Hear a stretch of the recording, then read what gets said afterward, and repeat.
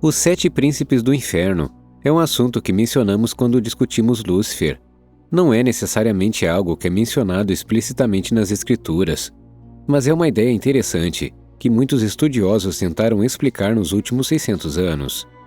Hoje, vamos dar uma olhada em algumas dessas ideias, principalmente focando na classificação de demônios de Peter Binsfeld, que se baseia fortemente no conceito dos 7 pecados capitais. Peter Binsfeld foi um bispo alemão e estudioso nascido na Alemanha em 1540 ou 1545, dependendo da fonte pesquisada. Quando criança, Peter era talentoso o suficiente para ser enviado a Roma para estudar. Quando retornou, tornou-se uma figura proeminente em muitas campanhas católicas antiprotestantes. Ele é mais conhecido pelo papel que desempenhou no julgamento das bruxas de Trier, que ocorreram de 1581 a 1593. Binsfeld escreveu uma peça influente intitulada A Confissão de Warlocks e Bruxas, que continha supostas confissões desses indivíduos, que haviam sido obtidas através de tortura, e, portanto, de acordo com ele, essas confissões devem ser acreditadas e confiáveis. Isso é importante, porque Peter era considerado um homem inteligente, um especialista em religião e seus elementos sobrenaturais. Você poderia considerar que se tratava de mais um desses autoproclamados caçadores de bruxas.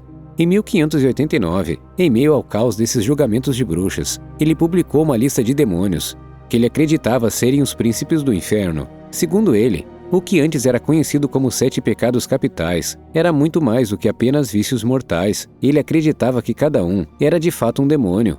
Então, quem são esses demônios?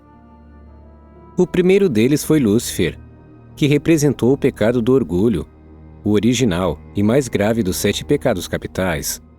Como há um vídeo inteiro dedicado a Lúcifer, não entrarei em muitos detalhes, mas nesse sentido, Binsfeld está se referindo a Lúcifer, o anjo caído.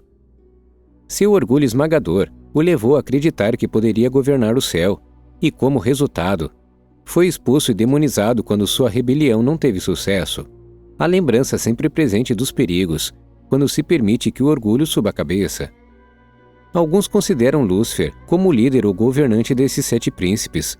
Esses relatos geralmente consideram Lúcifer e Satanás como o mesmo indivíduo. Outras classificações que não concordam veem Satanás como a figura de proa do inferno, separada do conceito de Lúcifer. Alguns optaram por substituir Lúcifer por outra figura de anjo caído, como Azazel. O segundo demônio que Binsfeld menciona é Mammon, cujo nome significa dinheiro, e tenho certeza que você adivinhou que ele é a personificação do nosso próximo pecado, a ganância. Nas Escrituras, Mammon não é necessariamente um ser físico, mas sim um conceito que envolve dinheiro, riqueza e ganância. Com o tempo, isso evoluiu, e foi durante a Idade Média que Mammon se tornou mais do que um conceito. Ele foi personificado como o demônio da ganância em inúmeras peças de arte e literatura. E assim, alguns estudiosos começaram a classificá-lo como um dos príncipes do inferno, que escravizaria aqueles que fossem movidos pela ganância e pelo acúmulo de riquezas. Alguns, muitas vezes confundem Mammon com o demônio Belzebu, e embora ambos possam ser vistos como demônios relacionados à ganância, ganância e gula não são necessariamente a mesma coisa. O terceiro príncipe do inferno é Asmodeus, que representou o pecado da luxúria. A maior parte do que sabemos sobre Asmodeus vem do livro de Tobias, bem como algumas outras histórias talmúdicas, como a construção do Templo de Salomão. Muitos viram seu papel como espalhar a luxúria pela terra, de pessoas comuns a reis e rainhas. Muito poucos estavam a salvo do alcance, e, portanto, ele também era considerado o rei dos demônios. No livro de Tobias, ele se apaixonou por uma mulher chamada Sara. Ele a impediu de se casar com qualquer outra pessoa. O demônio matou 7 dos maridos de Sara, cada um na noite de seu casamento, pouco antes de poderem consumar o casamento. O 8º marido, Tobias, teve a sorte de não sofrer o destino daqueles que o antecederam. Seguindo o conselho dado a ele pelo arcanjo Rafael, ele foi capaz de repelir o demônio. Ele colocou o coração e o fígado de um peixe sobre algumas brasas, e quando Asmodeus os visitou à noite, o cheiro da fumaça o fez fugir para onde mais tarde seria preso por Rafael. No Talmud e no Testamento de Salomão, Asmodeus tem inúmeros encontros com Salomão, e há uma passagem que o menciona se casando com Lilith e tornando-a como uma rainha demoníaca. A aparência de Asmodeus varia, mas muitas vezes vemos um híbrido estranho, parte homem, parte animal. A Cabala explica isso, como Asmodeus sendo um Cambion, meio humano, meio demônio. Sua mãe é uma súcubus, e seu pai é o rei Davi. O quarto príncipe demônio, de acordo com Binsfeld, foi Leviatã, que representava o pecado da inveja. Este pode parecer um pouco estranho, pois quando a maioria das pessoas pensa no Leviatã, elas pensam em inúmeros monstros marinhos, não exatamente algo que você imaginaria ser encontrado no inferno. Existem dezenas de interpretações e significados em várias religiões, mas essa coisa de estar associado à inveja e aos príncipes do inferno que Binsfeld fala é um conceito cristão. Tomás de Aquino, filósofo italiano e padre católico, o descreveu como um demônio da inveja, em termos de ser responsável por punir os invejosos engolindo-os inteiros. Binsfeld concordou com essa noção e a colocou em sua classificação de demônios. Muitas vezes era visto como representando os próprios portões do inferno. Na arte anglo-saxônica, a entrada do inferno era vista com a boca escancarada de um monstro, conhecido como Boca do Inferno ou Mandíbulas do Inferno, para onde os condenados eram enviados no julgamento final, com Leviatã sendo visto como todos os tipos de criaturas, de uma serpente marinha gigante a uma grande baleia ou até mesmo um crocodilo. É provável que a boca aberta da criatura fosse suficiente para se encaixar nesse tópico anglo-saxão. O quinto príncipe demônio é Beelzebul, o senhor da gula. Outro nome que você também pode ver é o senhor das moscas ou o senhor das pestes, se referindo ao fato de ele ser capaz de voar. Beelzebul é uma figura que pode ser rastreada através de civilizações e religiões. No Testamento de Salomão, ele é um anjo caído frequentemente associado a Lúcifer.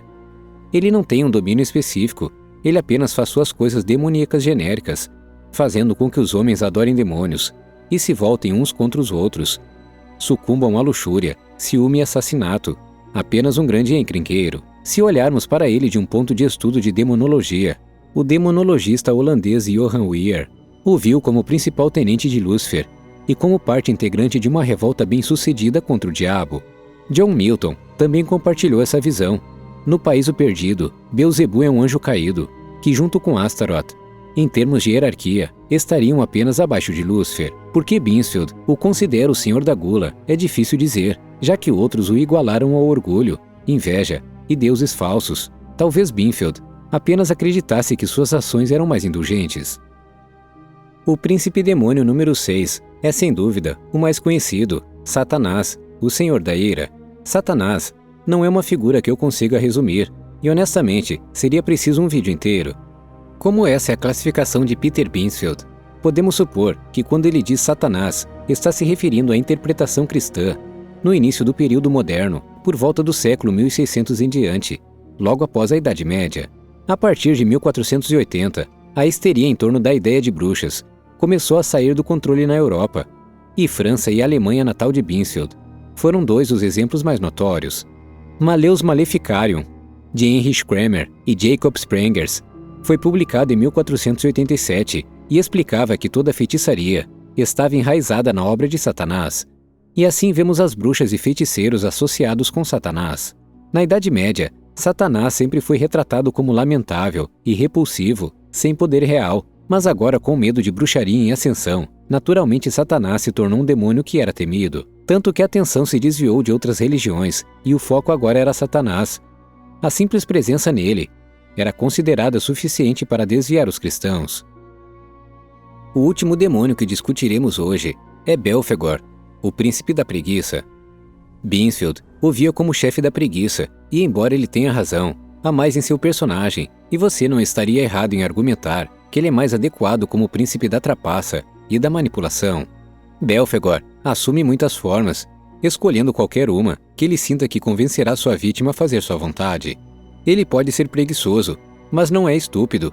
Ele convence, seduz e manipula os humanos, criando invenções engenhosas que os tornarão ricos. Um sussurro ou um empurrão em uma certa direção, que leva a novas descobertas surpreendentes, mas quando elas estão finalizadas, a riqueza e a estima são arrebatadas por Belphegor. Ele não pode ser o demônio mais imponente ou aterrorizante, mas Belphegor é tão astuto e enganador quanto possível. Agora, existem muitas classificações diferentes de demônios, vistas por muitos estudiosos diferentes. E aqui, só tocamos em uma por Peter Binsfeld. Se você quiser ler mais, basta pesquisar a classificação dos demônios e encontrará uma série de ideias variadas que você pode examinar.